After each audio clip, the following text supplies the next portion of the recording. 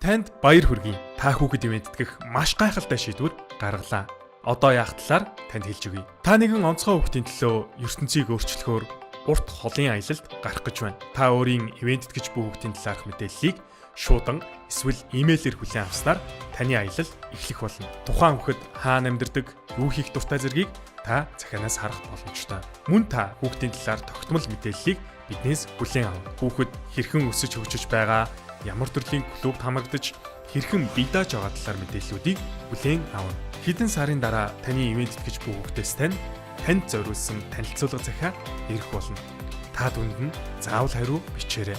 Гэр бүлэрээ хамтдаа өөрийнхөө тухай болон гэр бүлийнхээ тухай бичиж илгээгээрэй. Гэр бүлэрээ зураг даруулж нуулахаа битгий мартаарай. Хүүхдүүд хотны найзаасаа захиа авах дуртай байдаг. Тэдний хувьд өөрт нь хандсан захиа авах нь онцгой сэтгэл төрүүлдэг юм шүү. Танаас захиа авсан даруйдаа хариу бичихээр яах нь дамжиггүй. Энэ бол нөхөрлөлийн харилцааг бий болгох үнэхээр гайхалтай арга зам юм. Мөн та манай ажилтнтай холбогдсон хүүхдийнхээ төрсөн өдрөөр бэлэг явуулах боломжтой. Та өөрийн сошиал хуудасуудаар дамжуулан хүүхэд яагаад ивэнтгэж байгаа талаараа найзуудтай мөн хуваалцаарай. Манай ажилтнуудын хичээл зүтгэл, таны хандив, урамшуулсан захиа, орон нутгийн оролцоо зэргээр дамжуулан хүүхдийн ертөнцийг өөрчилж цэцгэлэн хөгжөхөд нь хамтран тусалж чадна.